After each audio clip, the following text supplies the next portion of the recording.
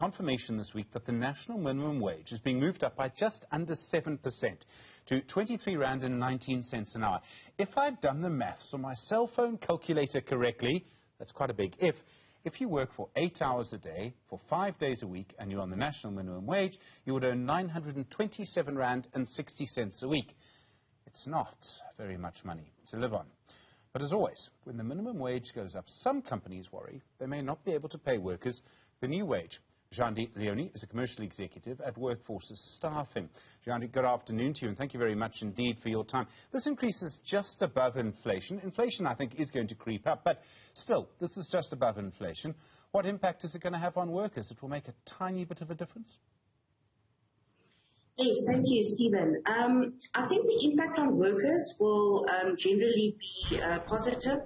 I think we're in an economic state where, workers have felt the pinch in terms of increased living costs, particularly increased costs in transport.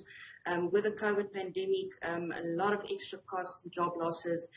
So I do think that this is a positive direction in assisting employees in the job market, and also stimulating some spending in our economy, which is obviously very important for economic growth as well.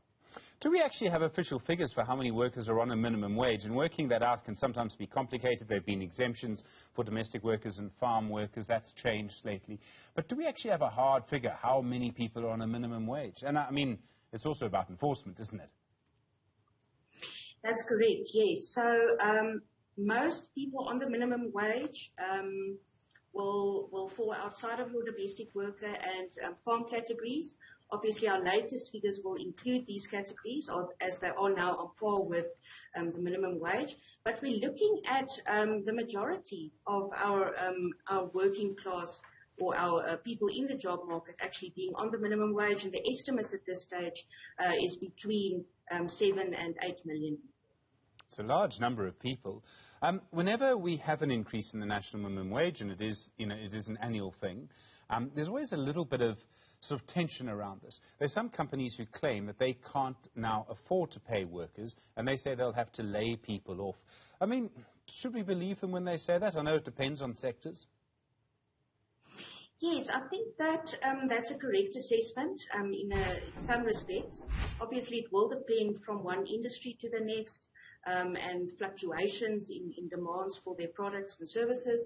But I do think that, job cuts and mass retrenchments are sometimes a knee-jerk reaction when we see an increase in the national minimum wage. And there's a few factors around that we must also keep in mind. The first thing is that the minimum wage was introduced in 2019 already. So this did provide opportunity for businesses to assess their resources and scale, according to their genuine operational requirements. And historically, businesses operated with inefficient workforces at a very high cost. And on an individual level, employees earned low wages and faced exploitation.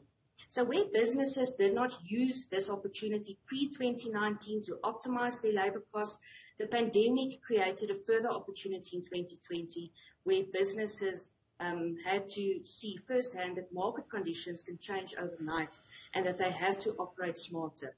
So where a business regularly does a cost-benefit analysis across its operations, wage increases will not have an unbearable impact on their operations because they foresee it, they can budget for it, and labor resources will be scaled appropriately. How the national minimum wage actually stimulates employment is through workers being incentivized to actually enter the job market because a decent wage covers the minimum cost of living.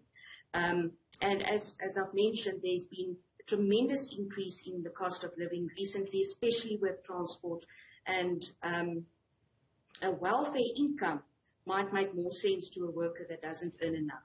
So it might be true that it may lead to job losses, but I do think that it can also encourage businesses to look at non-wage avenues to save costs.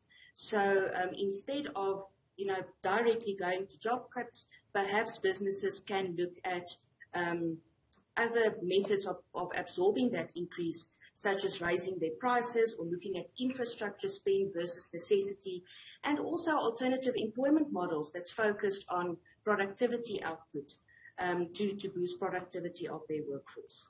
The next question, of course, is this all only works if the Labour Department actually enforces it. Now, I know some workers will be able to phone the Labour Department and say, please send an inspector.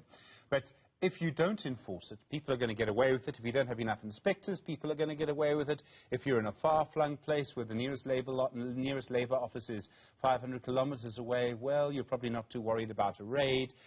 Do we actually enforce this properly? We have seen an increase in enforcement from the Department of Labour. It obviously did slow down during 2020 with the lockdown and restrictions on travelling and people in the office and so on. But we do see an increased focus from the Department of Labour to enforce the national minimum wage. In our business, we've also seen an increase from CCMA statistics, from workers referring disputes to the CCMA, where they feel that the national minimum wage is not being adhered to. And of course, on the flip side, there's an option for businesses to apply for an exemption in terms of the Act, rather than wait for, a dispute to be lodged against them and being penalised by the Department of Labour. Jéandie Leone, thank you, Commercial Executive at Workforces Staffing. Do appreciate it, an important story to remember this week.